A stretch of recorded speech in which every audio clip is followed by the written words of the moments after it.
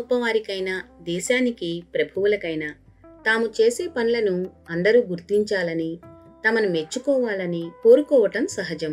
వారు చేసే దాన ధర్మాలకు, మంచి పనులకు ప్రోత్సాహం, గుర్తింపు వస్తే మరింత ఉత్సాహంగా అనేక మంచి పనులను చేస్తారు.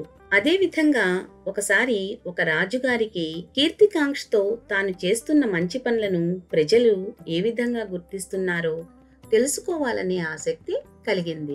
రాజుగారు కీర్తికాంక్షతో, గుర్తింపు మీద ఆసక్తితో మారువేషంలో దేశ సంచారం చేస్తూ ఉండేవారు.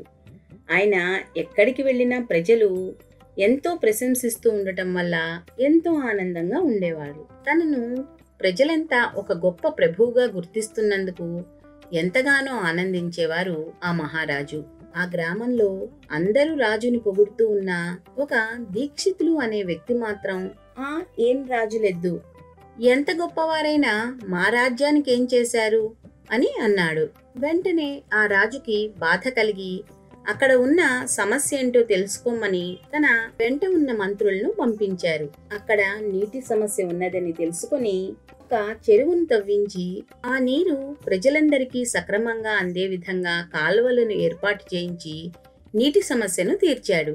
మళ్ళీ రాజుగారు మారువేషంలో ఆ దీక్షితుల వద్దకు వెళ్లి, మీ సమస్యను ఇంత త్వరగా పరిష్కరించిన మీ రాజు ఎంత గొప్పవాడో కదా అని అంటాడు. మాకున్న సమస్యల్లో ఒక నీటి సమస్య మాత్రమే తీరింది. మాకు నీటి సమస్య మాత్రమే కాదు, ఎన్నో సమస్యలున్నాయి. అవన్నీ తీరినప్పుడు చూద్దాంలే అని నిర్లక్ష్యంగా సమాధానం చెప్తారు దీక్షితులు. అప్పుడు రాజుగారు మంత్రులతో సంప్రదించి వారికి రవాణా సౌకర్యాన్ని ఏర్పాటు చేయిస్తాడు. వారి గ్రామం నుంచి నగరానికి వెళ్ళటానికి రహదారులను బాగు చేయిస్తాడు. ఉచిత వైద్యశాలలను, పాఠశాలలను ఏర్పాటు చేయిస్తాడు. ఒక మంచి గ్రంథాలయాన్ని కూడా అక్కడ పిల్లల కోసం ఏర్పాటు చేయిస్తారు రాజుగారు. ఈ సదుపాయాలన్నీ ఏర్పాటు చేస్తున్న రాజుగారిని ఆ గ్రామస్తులందరూ ఆకాశానికి ఎత్తే విధంగా పొగుడుతూ ఉంటారు.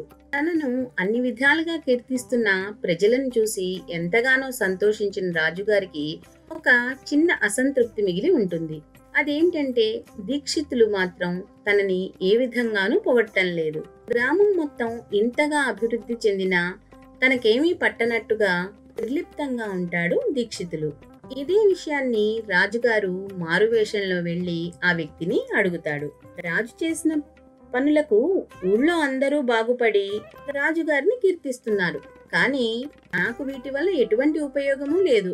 కాలువ వల్ల రైతులు బాగుపడ్డారు, రహదారులు బాగు చేయటం వల్ల వర్తకులు బాగుపడ్డారు, పాఠశాల పెట్టించటం వల్ల చిన్న పిల్లలకి ఉపయోగం, మరి నాకెటువంటి ఉపయోగం ఉంది అని దీక్షితులు సమాధానం చెప్తాడు. ఆ సమాధానం విన్న తర్వాత రాజుగారికి అతని మీద మరింత ఆసక్తి కలిగి అతన్ని గురించి తెలుసుకోమని రైతులను, వర్తకులను పిలిచి అతని గురించిన సమాచారాన్ని సేకరిస్తాడు మహారాజు.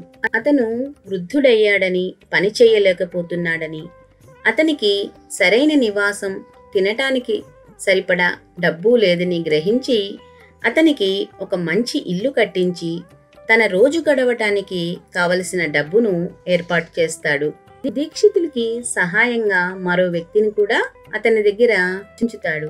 అప్పుడు దీక్షితులు ఎంతగానో పొంగిపోయి గ్రామంలో వచ్చిన అభివృద్ధే కాదు, తన జీవితంలో వచ్చిన ఈ ఆనందానికి మురిసిపోయి అడిగిన వాళ్ళ దగ్గర, అడగని వాళ్ళ దగ్గర కూడా రాజు గురించి ఎంతో గొప్పగా పొగట్టం మొదలు పెడతారు.